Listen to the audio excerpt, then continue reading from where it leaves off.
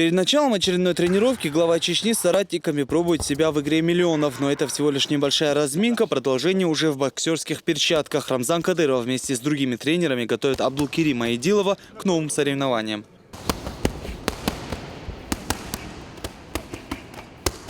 Наряду с Абдулкеримом Айдиловым свою технику отрабатывает и глава республики. По его мнению, у спортсмена есть все шансы на победу. Чтобы проверить настрой Айдилова, к концу тренировки Рамзан Кадыров сошелся с чеченским львом в 6-раундовом поединке по боксу.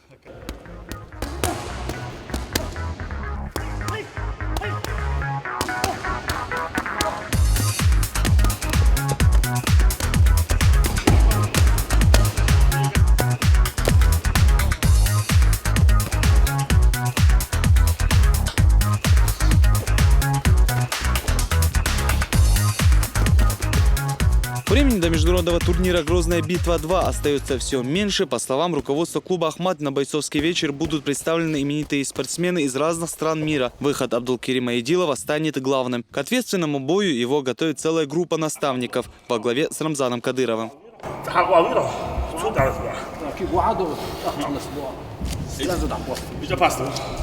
В предстоящем турнире по смешанным единоборствам «Грозная битва-2» должно состояться 16 поединков. В основных боях также в октагон выйдут известные спортсмены клуба «Ахмат» Шамиль Зауров, Максим Грышин и Хусейн Халиев. Сам турнир пройдет 13 июня в спорткомплексе «Колизей». Алхазур Керимов, Джамлаил Хаджалиев при поддержке пресс-службы главы правительства Чеченской Республики. Новости.